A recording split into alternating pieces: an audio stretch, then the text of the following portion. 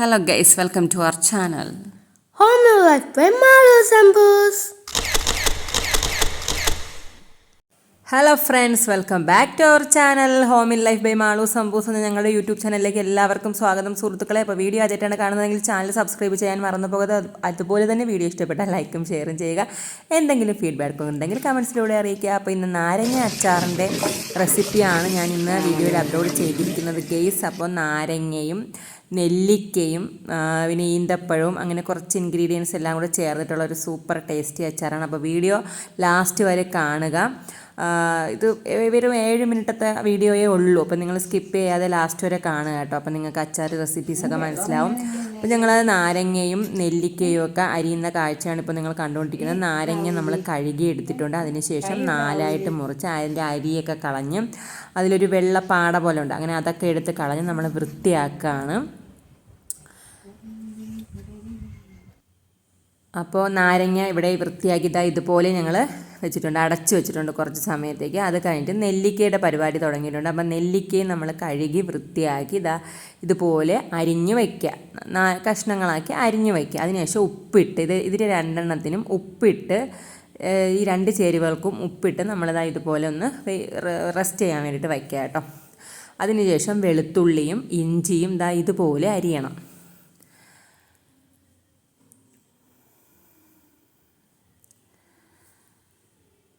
ഇതിന് വേണ്ട ചേരുവകൾ എന്തൊക്കെയാണെന്ന് ഞാൻ പറഞ്ഞു തരാം. അതായത് നാരങ്ങയും നെല്ലിക്കയും നമ്മൾ ഉപ്പിട്ട് റെസ്റ്റ് ചെയ്യാൻ വേണ്ടിയിട്ട്, അതായത് അതിൽ പിടിക്കാൻ വേണ്ടിയിട്ട് കുറച്ച് സമയം വെച്ചിട്ടുണ്ടായിരുന്നു. പിന്നെയുള്ള ഇൻഗ്രീഡിയൻസ് എന്ന് പറയുന്നത് ഈന്തപ്പഴം വേണം കേട്ടോ. ഈന്തപ്പഴം മസ്റ്റാണ്, എന്നാലേ ആ ഒരു ടേസ്റ്റ് കിട്ടത്തുള്ളൂ. ഈന്തപ്പഴത്തിൻ്റെ കുരു കളഞ്ഞ് വൃത്തിയാക്കി വെച്ചിരിക്കുന്ന ഈന്തപ്പഴമാണ് കേട്ടോ.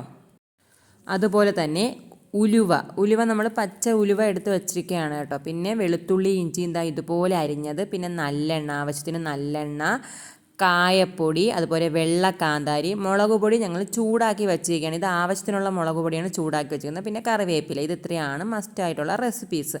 അതിനുശേഷം ഏത് പാത്രത്തിലാണോ നമ്മൾ അച്ചാറിടാൻ ഉദ്ദേശിക്കുന്നത് ആ പാത്രം എടുത്ത് അടുപ്പിൽ വയ്ക്കുക. നമ്മൾ അടുപ്പിൽ വയ്ക്കുന്നതായിരിക്കും നല്ലത് കേട്ടോ. ഇതിപ്പോൾ ഞാൻ ഗ്യാസ് സ്റ്റൗവിലാണ് വച്ച് ചെയ്യുന്നത്.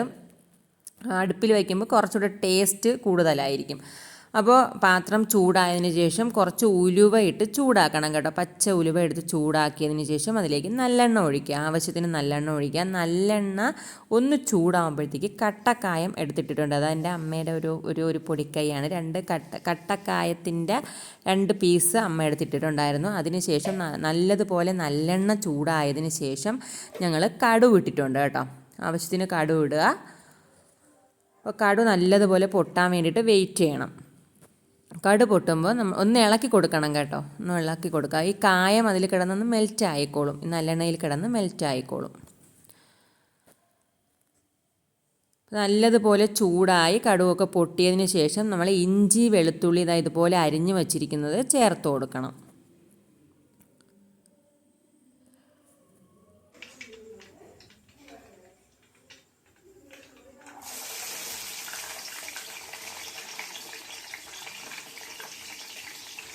അതിനുശേഷം ആവശ്യത്തിന് കറിവേപ്പില ഇട്ട് കൊടുക്കുക. ഇതുപോലെ കറിവേപ്പിലയ്ക്ക് ഒരു ക്ഷാമവും നിങ്ങൾ വിചാരിക്കരുത്, ഒരു പിശുക്കും കാണിക്കരുത്. ആവശ്യത്തിന് കറിവേപ്പില വാരി വിതറി ഇട്ട് കൊടുക്കുക. കറിവേപ്പില എത്ര ഇട്ട് കൊടുത്താലും ടേസ്റ്റ് ഭയങ്കരമായിരിക്കും ഗൈസ്. അതിനുശേഷം നല്ലതുപോലെ ഇളക്കി കൊടുക്കണം കേട്ടോ. ഈ വെളുത്തുള്ളിയും ഇഞ്ചിയൊക്കെ ഒന്ന് ബ്രൗൺ നിറം, ഒരു റെഡ് അല്ലെങ്കിൽ ഒരു ബ്രൗൺ നിറം ആകുന്നത് വരെ നമ്മളൊന്ന് വെയിറ്റ് ചെയ്യണം. അതുവരെ നമ്മളൊന്ന് ഇളക്കി കൊടുക്കുക, അടിയിലൊന്നും പിടിക്കാതെ നല്ലതുപോലെ ഇളക്കി കൊടുക്കുക. ഈ കളറൊക്കെ ആയി വരുമ്പോഴത്തേക്കും നമ്മൾ അരിഞ്ഞു വച്ചിരിക്കുന്ന ഉപ്പും നാരങ്ങയും നെല്ലിക്കയും ഒക്കെ നമ്മൾ ഇതിലേക്ക് തട്ടി കൊടുക്കുക.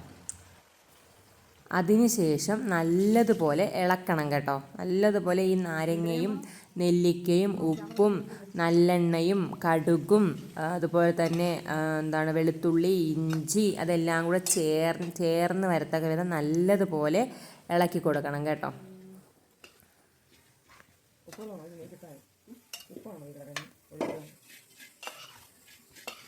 അതിനുശേഷം വെള്ളക്കാന്താരി നമ്മൾ ആവശ്യത്തിനുള്ളത് എടുത്ത് വെച്ചിട്ടുണ്ടായിരുന്നല്ലോ. അപ്പോൾ ആ വെള്ളക്കാന്താരി നമ്മൾ മുറുക്കി അങ്ങനെയൊന്നും വേണ്ട, മുഴുവനോടെ തന്നെയാണ് ഇതിൽ തട്ടിക്കൊടുക്കുക.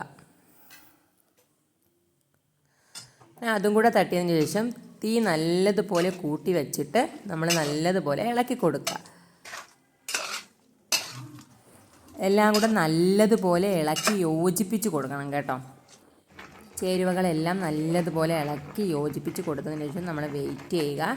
എന്താണെന്ന് വെച്ചിട്ടുണ്ടെങ്കിൽ ഇതിൻ്റെ അടിയിൽ നിന്നൊരു തിള ഇങ്ങനെ വരും. ആ തിളത്തിന് വേണ്ടിയിട്ട് നമ്മളൊന്ന് വെയിറ്റ് ചെയ്ത് കൊടുക്കാം. ഇതിൻ്റെ ഇടയിൽ ഇളക്കിയും കൂടെ കൊടുക്കണം കേട്ടോ. തിള വരുന്നുണ്ട് ഗൈസ്, കണ്ടില്ലേ നിങ്ങൾ? തിള വരുമ്പോൾ നമുക്ക് പൊടികളൊക്കെ ചേർക്കാം. ആവശ്യത്തിനുള്ള മഞ്ഞൾപ്പൊടി ഇതുപോലെ ചേർത്ത് കൊടുക്കുക. ആവശ്യാനുസരണം ചേർത്ത് കൊടുത്താൽ ഇതിപ്പോൾ കുറച്ച് അധികം വയ്ക്കുന്നത് കൊണ്ട് കുറച്ചധികം ചേർക്കുന്നുണ്ട്. അതിനുശേഷം ഉലുവാപ്പൊടി ഇതുപോലെ ആവശ്യത്തിനുള്ള ഉലുവാപ്പൊടി നമ്മൾ ചേർത്ത് കൊടുക്കുക.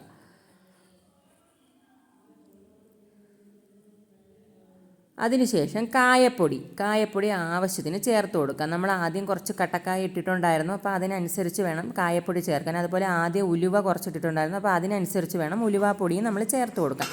അതിനുശേഷം ചൂടാക്കി വെച്ചിരിക്കുന്ന മുളക് പൊടി ഇതിലേക്ക് ഇടുക. ഇതിപ്പോൾ ആവശ്യത്തിന് എടുത്ത് വെച്ചിരിക്കുന്ന മുളക് പൊടിയാണ്, അപ്പോൾ അതെല്ലാം നമ്മൾ ഇട്ടിട്ടുണ്ടായിരുന്നു കേട്ടോ. ഈ ചീനച്ചട്ടിയിൽ എടുത്ത് വെച്ചിരുന്ന മുളക് പൊടി എല്ലാം ഇതിനകത്ത് ചേർത്തിട്ടുണ്ട്. അതിനുശേഷം നല്ലതുപോലെ ഇളക്കി കൊടുക്കുക. ഈ ചേരുവകളും ഈ പറഞ്ഞ അരപ്പും ഒക്കെ പൊടികളൊക്കെ നല്ലതുപോലെ നാരങ്ങയിൽ പിടിക്കത്തക്ക രീതിയിൽ ഇളക്കി കൊടുക്കുക. എല്ലാ ഭാഗത്തും നല്ലതുപോലെ ഇളക്കി കൊടുക്കണം കേട്ടോ. ഇതുപോലെ ഇളക്കുക. അതിനുശേഷം നല്ലതുപോലെ തിള വരുന്നത് വരെ വെയിറ്റ് ചെയ്യുക. അതിനുശേഷം ഇതുപോലെ ഈന്തപ്പഴം ചേർത്ത് കൊടുക്കണം. ഈന്തപ്പഴം ഇതിൻ്റെ ഈ അച്ചാറിൻ്റെ ടേസ്റ്റ് തന്നെ മാറ്റും ഗൈസ്. വേറൊരു ടേസ്റ്റ് നമുക്ക് അനുഭവപ്പെടും ഈ അച്ചാർ കഴിക്കുമ്പോഴത്തേക്ക്. അപ്പോൾ ഈ ഈന്തപ്പഴം ഇതുപോലെ ചേർത്ത് കൊടുക്കുക. അതിനുശേഷം നല്ലതുപോലെ ഇളക്കുക കേട്ടോ. ഇത് കുറുകി വരുന്നത് വരെ നമ്മൾ ഇളക്കി കൊടുക്കണം. കുറുകി നല്ല ചേരുവകളെല്ലാം ചേർന്ന് കുറുകി വരുന്നത് വരെ നമ്മൾ നല്ലതുപോലെ ഇളക്കി കൊടുക്കണം. നല്ല സൂപ്പർ ടേസ്റ്റി ആയിട്ടുള്ള അച്ചാർ ഇവിടെ റെഡി ആയിരിക്കുകയാണ്. അപ്പോൾ ചോറിനോടൊപ്പം പഴങ്കഞ്ഞിയോടൊപ്പം കഞ്ഞീയുടെ കൂടെയൊക്കെ കുടിക്കാൻ പറ്റിയ സൂപ്പർ ടേസ്റ്റി ആയിട്ടുള്ള അച്ചാർ ഇവിടെ റെഡിയാണ് സുഹൃത്തുക്കളെ. അപ്പോൾ നിങ്ങൾ വീട്ടിൽ ട്രൈ ചെയ്ത് നോക്കുക, ഫീഡ്ബാക്ക് അറിയിക്കുക. വീഡിയോസ് എല്ലാം കാണുക, സപ്പോർട്ട് ചെയ്യുക. നമ്മുടെ ചാനൽ സബ്സ്ക്രൈബ് ചെയ്യുക, ലൈക്കും ഷെയറും ചെയ്യുക. ഈ റെസിപ്പി കണ്ടതിന് ശേഷം വീട്ടിൽ എല്ലാവരും ട്രൈ ചെയ്ത് നോക്കണം കേട്ടോ. ഇതുപോലെ നല്ലതുപോലെ ഇളകി കുറുകി വരുന്ന സമയത്ത് നമുക്ക് തീ ഓഫ് ചെയ്യാവുന്നതാണ് ഗൈസ്. നമ്മുടെ പരുവത്തിന് അരപ്പ് കുറുകി വരുന്ന രീതിയിൽ നമുക്ക് ഗ്യാസ് ഓഫ് ചെയ്യാം. അപ്പോൾ okay, tata, bye bye. Okay, see you guys. വീണ്ടും കാണാം. Thank you for watching.